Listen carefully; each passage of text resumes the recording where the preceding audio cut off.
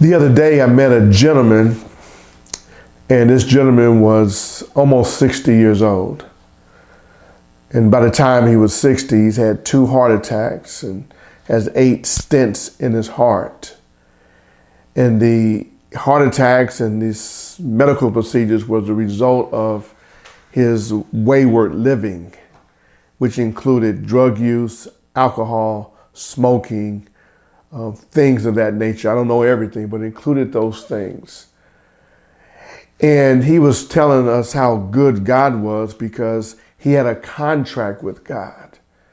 God allowed him to, or allows him even today, to live how he wants to live. He's still using drugs, still drinking alcohol, still smoking, but his contract allows him to do what he wants to do and still have favor with God. I don't know the details of that contract, but that was the essence of his contract, because God knows how he is and God knows what he does, but yet God's going to, just like he survived the 2 heart attacks, he's going to still have favor with God.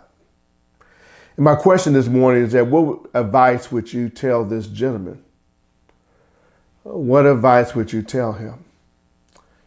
And this brings us to our lesson today about a particular nation, Israel, particular sub-nation, Judah and Jerusalem. How for a long time they lived a wayward life.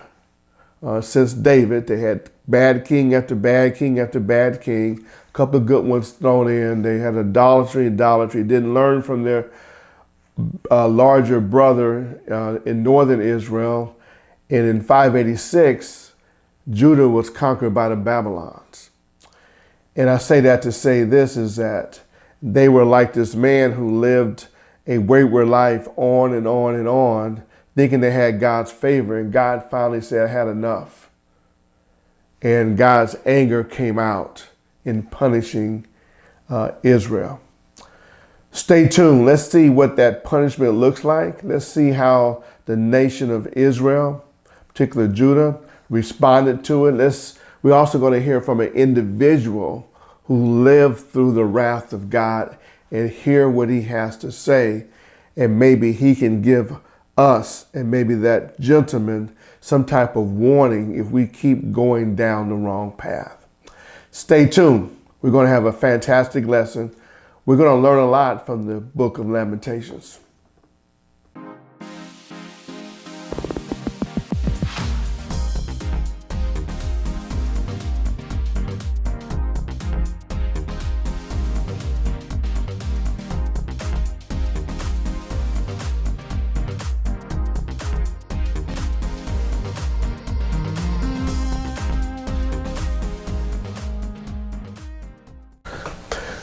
Hello, my name is Reverend Dr. John W. Wilson III, bringing you the Sunday School lesson for Sunday, July 7th, 2024.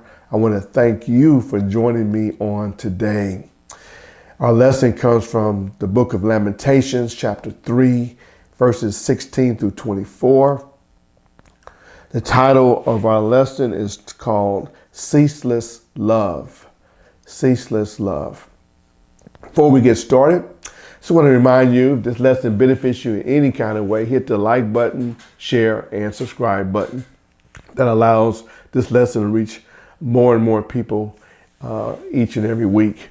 Thank you so much in advance. So let's get right into this lesson. Lamentations is a book that just doesn't get a lot of attention.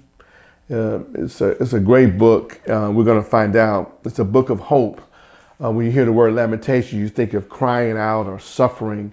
And yes, that's included in the book, but in the end, Lamentations is a book of hope. God is writing it to his people, and he's writing it in a way through the prophet Jeremiah, in a way that gives them hope. Yes, there's difficult times. Yes, there's misery. Yes, there's suffering. Yes, there's chastisement. There's punishment, all of those type of things. But in the end, God has not forsaken his people. And in the end, God gives his people hope. This book was written in between 587 BC to 516 BC, somewhere around that time frame. The author is not mentioned, but many scholars believe it was written by Jeremiah. And it was written because of the destruction that had happened to Israel, to Judah. The Hebrew Bible, this book is not called Lamentations, it's called How. And it's called How because how much Israel has suffered under God's wrath. So that gives you an indication on the gravity and the severity and the depth of the suffering that the people in Israel suffered when they were in exile in Babylon. A lot of times we hear about the exile, we hear about the 70 years that they were there, but we don't really hear the cries and the weeping that was going out from the people, from the nation that was suffering in Babylon.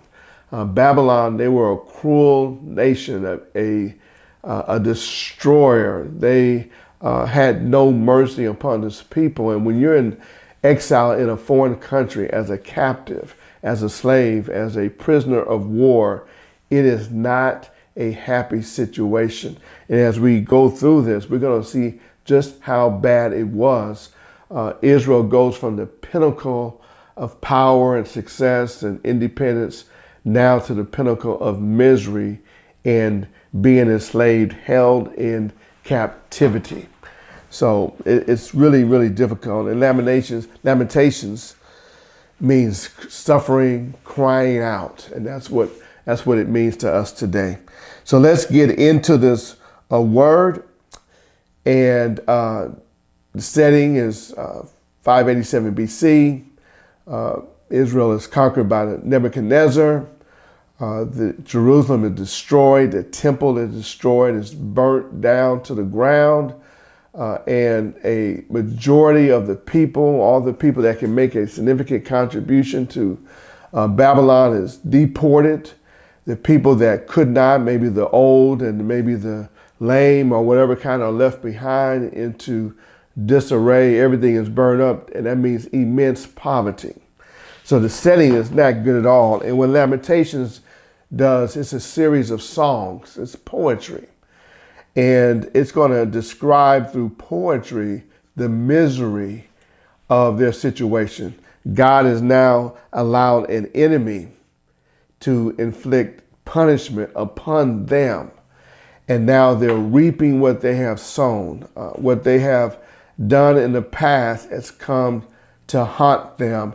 And now they must live through the punishment that God has given them under the hand of Babylon and Nebuchadnezzar.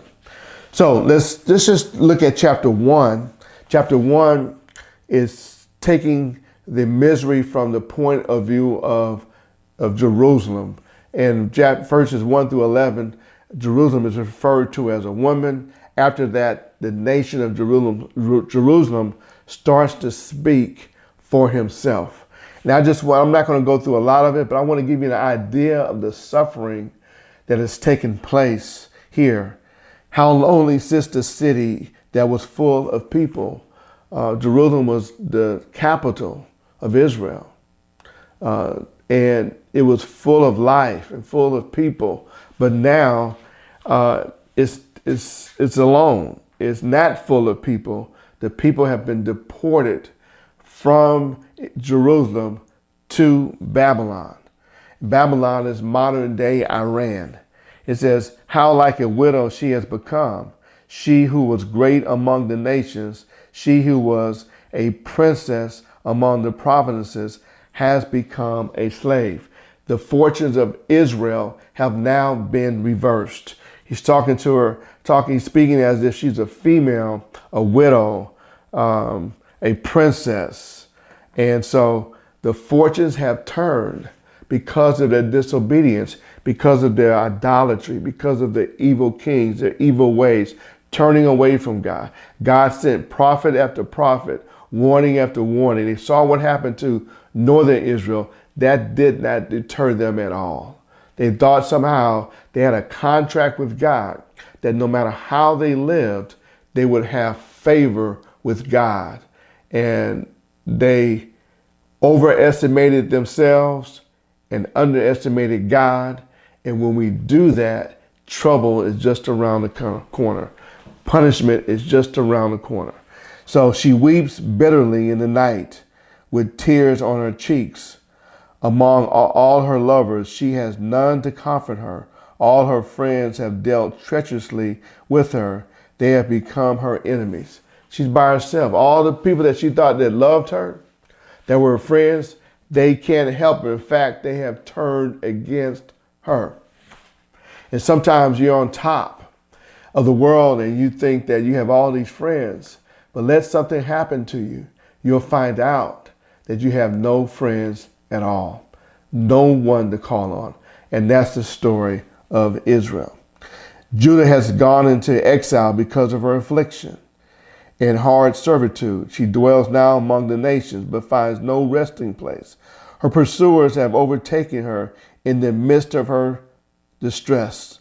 The roads to Zion mourn, for none come to the festival. All her gates are desolate. Her priests groan, her virgins have been afflicted, and she herself has suffered bitterly. Israel is suffering, not only in the exile, but in the homeland. All together they're suffering. And so their foes have become the head, her enemies prosper. Her fortune has reversed. Israel is in misery. Just a couple of other things. From the daughter of Zion, all her majesty has departed. Her princesses have become like deer. They find no pasture. They fled without strength before her pursuer. They're in starvation. They have no honor. The honor has gone. Okay? Jerusalem sinned grievously. Therefore, she became filthy. And all who honored her despise her, for they have seen her nakedness. She herself groans and turns her face away. So she's in a bad situation. I'm going to go to chapter 2. There's more I can say. If you want to read a little bit more, it says that she cries out for help. She can't get any help. God is not giving any comfort, as if God is not hearing her. She's praying for relief in her suffering. This has to be a shock syndrome to her.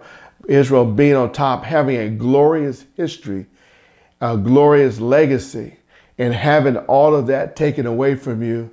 And now you've gone from the top and now you're at the bottom, and you know that you're under God's punishment. In chapter 2, it talks about Israel's fall, the effects of the punishment. It says, the Lord has swallowed up without mercy all the inhabitants of Jacob. This punishment is from God. A lot of times our things that happen to us are through the consequences of our actions. But this is not the case here. This is Israel is under judgment and the punishment of God Almighty. And he's letting them know that through Lamentations.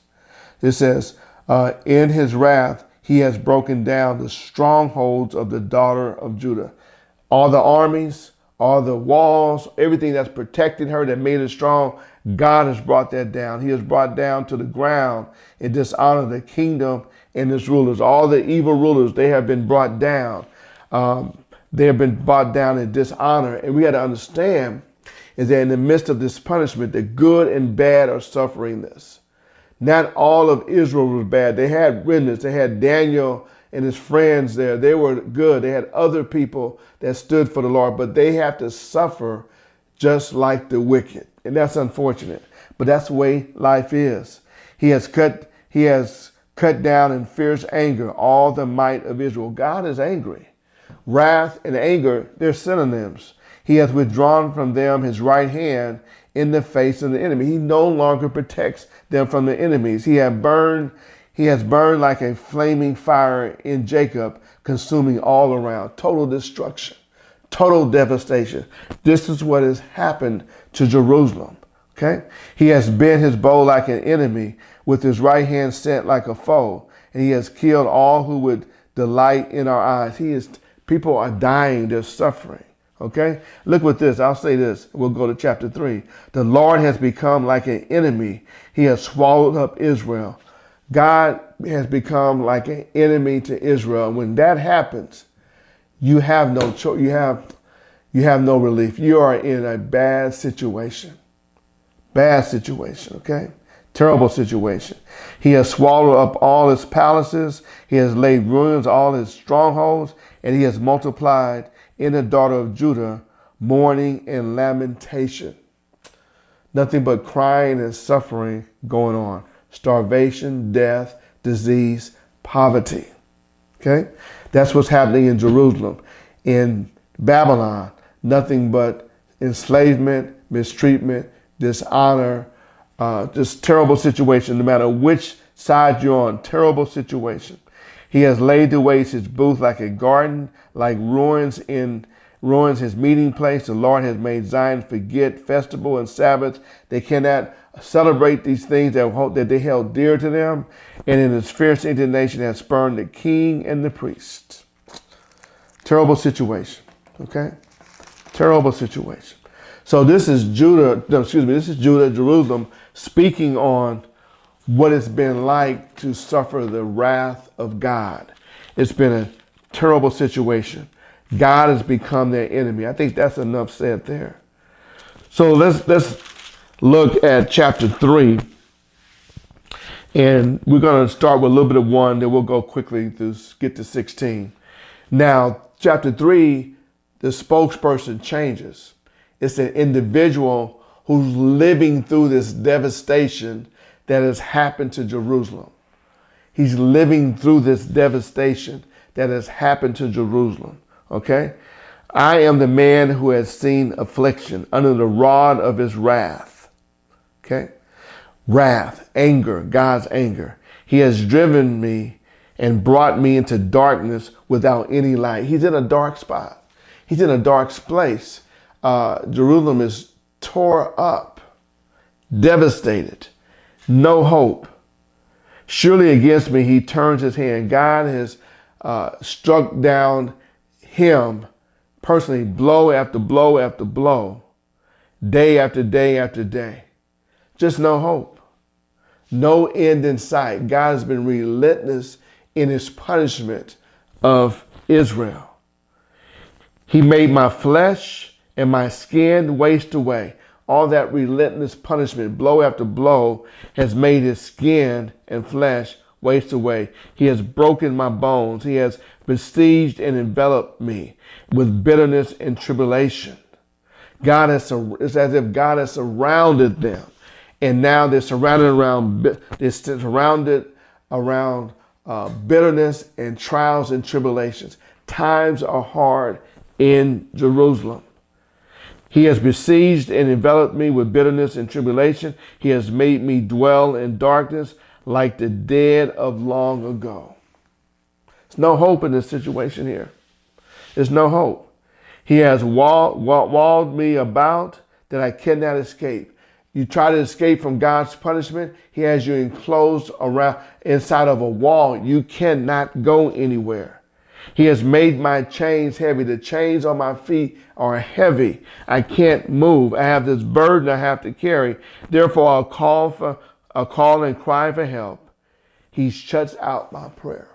Things have gotten so bad in Jerusalem, so terrible, that when they cry out, call for help, God does not answer. God shuts out his prayer. He has blocked my ways and blocked my stones. He has made my path crooked. It's so bad I can't find my way. I'm lost. Everything I try to do leads to nowhere. It leads to even more misery. I just can't get out of my situation. Okay. He is a bear and lying in wait for me, and lying hiding. I try to think I'm free on this end. It's going to get better here. But then I get attacked by a bear and lion. Then I'm back or worse off in the situation I was in before. God's punishment upon Jerusalem is unrelenting. No one can escape from it. You can't hide from it. It is fierce. It is vicious. It is bitter. It's the anger of God. And it's because of their disobedience. Time after time, God gave them warning after warning. Sent people to speak on his behalf. They ignored him. And now they're dealing with the consequences. And sometimes in our lives, when we live a disobedient life or we go down a path that God has told us not to go through, we don't get to choose the punishment. We don't get to choose when it happens. We don't get to choose how long it lasts or what it's going to look like. We don't. And this is what's happening here. Okay. Let's look at 12. He's bent his bow and set me as a target for his arrow. I'm God's target for this destruction. God's aiming at his bow at me. I'm the target, and God doesn't miss with his destruction. Okay. I've become the laughing stock of all the people. The people are seeing this what has happened to Israel, and they're laughing.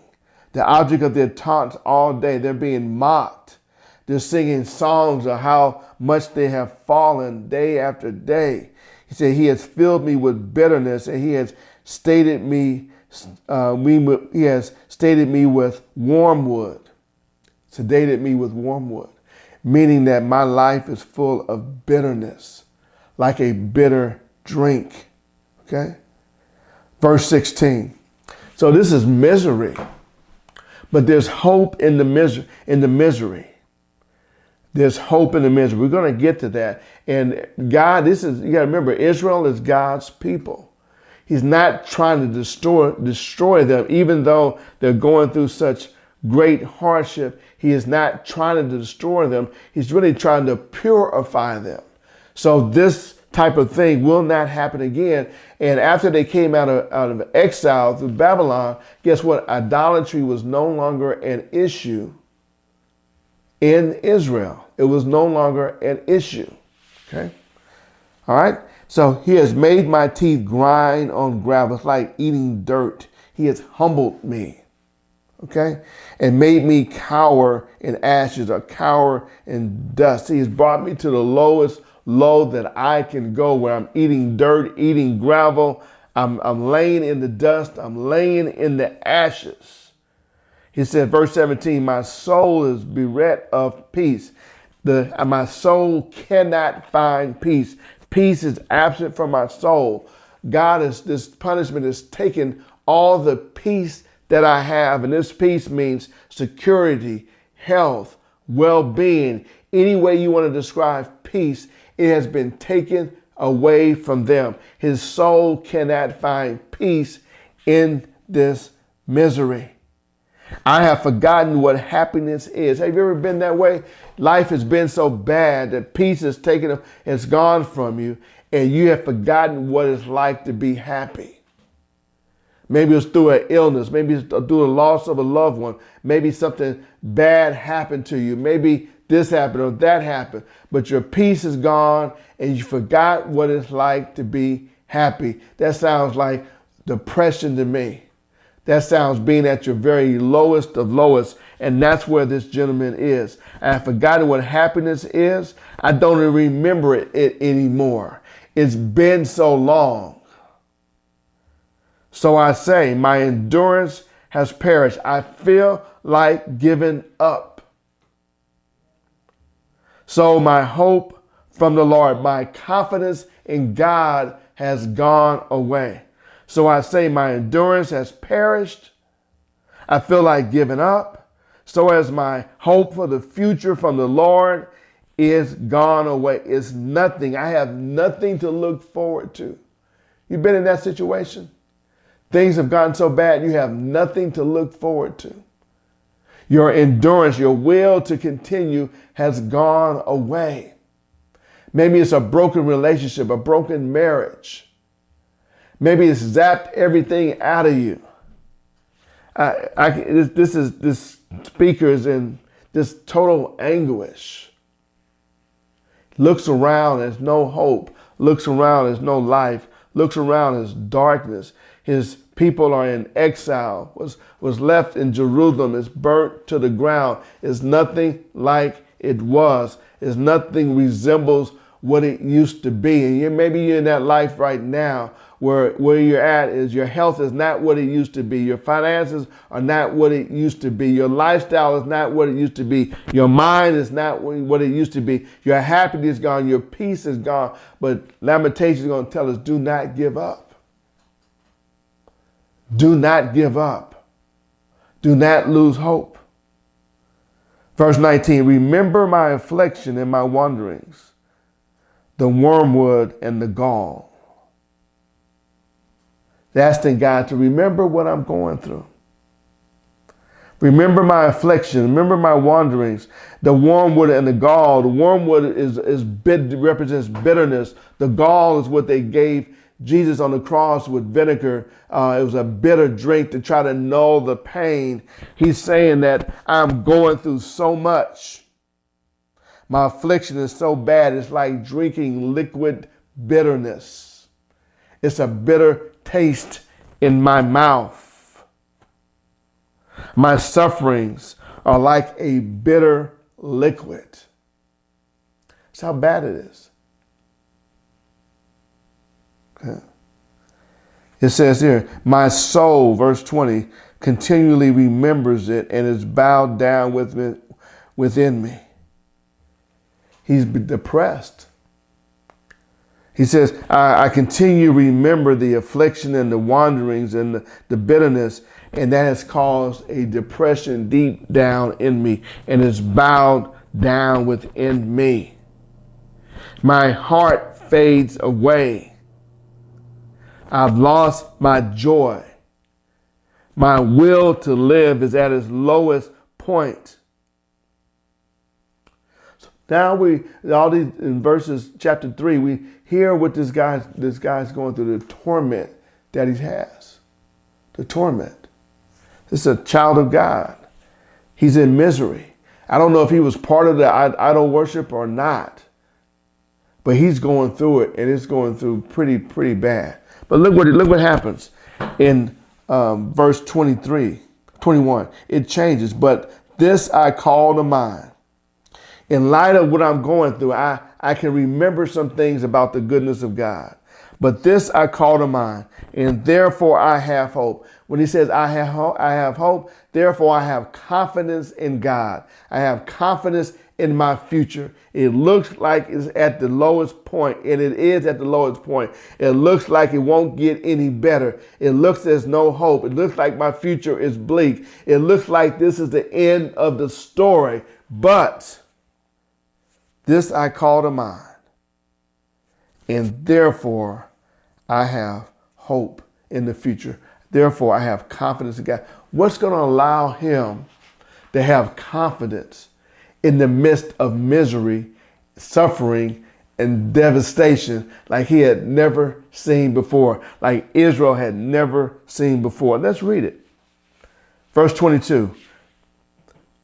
He has hope because the steadfast love of God never ceases. He knows that God has never stopped loving him. Steadfast love means unfailing love. The unfailing love never ceases, never ends. Although I'm going through a time of punishment, I'm experiencing the wrath of God. I'm being punished for the consequences of myself, my nation, or whatever. Although I'm at my lowest point, I know, I call to mind, I remember, what I know about God is that the steadfast love of the Lord never ceases. His love for me, it never ends. It's loyal, it's faithful, and it's always there. If that's not enough, therefore I have hope, not only because of his steadfast love, not only because I know his love never ceases, his mercies never come to an end. God is a compassionate, kind God. Even though this is happening to me, I know that his compassion and his kindness is there, and that never ends. I have hope because of what I know about God. And look what he says. And not only they never come to end, but they are renewed or refreshed every single day. Every single day I experience his love. I experience the love that never ends. I experience his mercy, his kindness, and his compassion. They are new every morning. Every morning, just what I need to get through the day, God gives it to me what I need to get through the day. I need his love to get through the day. He gives me that love each and every day. It's renewed every day. I need his mercy, kindness, and compassion to get through the day, to get through this hardship, to make it through the day. He gives it to me, and it happens every single day. It is renewed every single day. God gives me what I need, when I think I can bear no more, when I've had enough, when the pressure of life is too great, God's grace and his mercy, his compassion and his love is always there to get me through it. I don't care what you're going through. You need to bank. I need to bank. We need to bank on this verse right here. The steadfast love of the Lord never ceases. His mercy never comes to an end. They are new every morning. This is why I have hope in God. This is why my future is good, because it's tied to who God is. And look what he says. Great is your faithfulness. That's why I have hope. Great is your loyalty to me. Great is your ability to keep promises. Great is because you never waver. You're the same God that you were yesterday, today, and will be in the future. Mercies, they are new every morning. Great is your faithfulness. I can trust you. I can bank on your promises. I know that something is better. I know that you're faithful in your love and faithful in your compassion. Verse 24, the Lord is my portion, says my soul. The Lord is my inheritance. And what does that mean? Lord, you're all that I have. Lord, not only are you all that I have, Lord, you are all that I need. Look what he says. The Lord is my inheritance. The Lord is my portion. Lord, you are all that I need. Lord, you are all that I have. Lord, you meet every need, says my soul.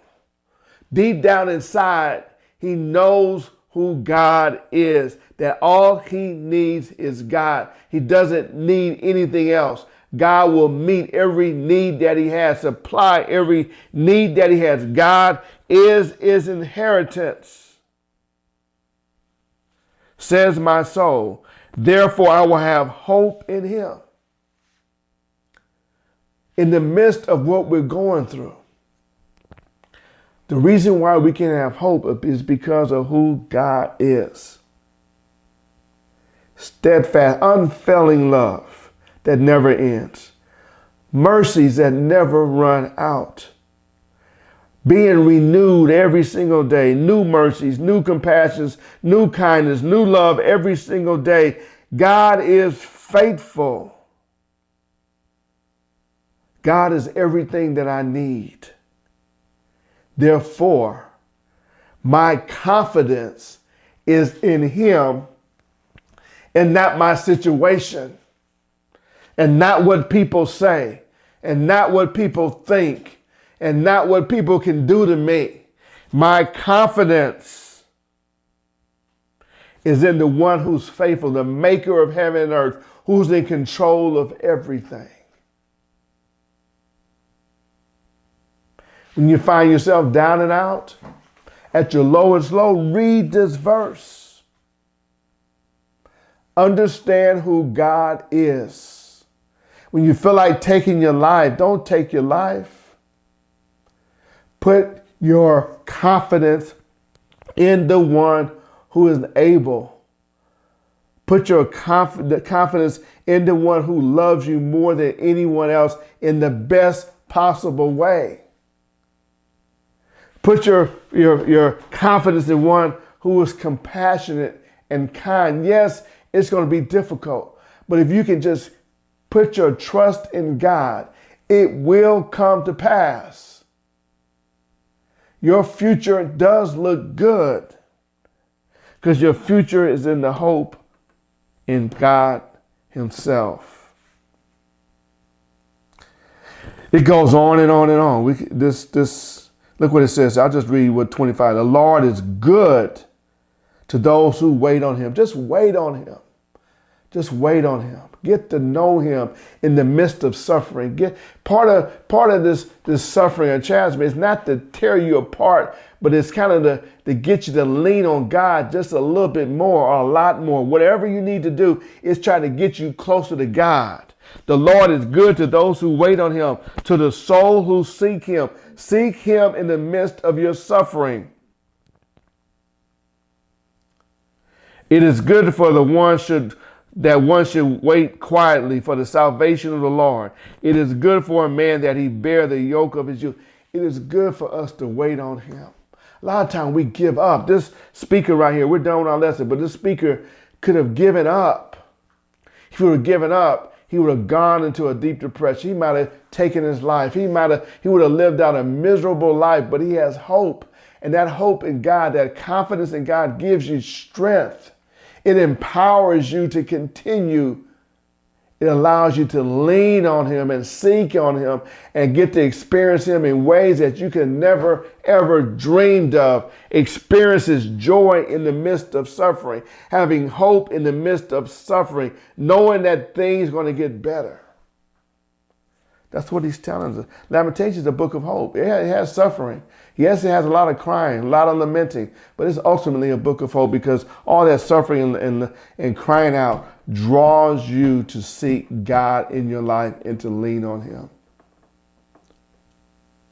So whatever situation you find yourself in, seek God, lean on him. Well, I hope something I said today has been beneficial in some type of way, whether you're a teacher or a student. I've enjoyed this lesson. I can feel the pain of Jerusalem. I can feel the pain of this speaker in chapter 3. But also, I can see the hope that's in Christ Jesus, the confidence that we have through a relationship with Jesus Christ. No matter what I go through on this earth, there's nothing compared to here. No matter who I lose in my life, no matter what devastating things happen in my life, whatever ups and downs I experience, I know in the end, it will all work out because my confidence is in God himself. God bless you. Love you much. We'll talk again next week.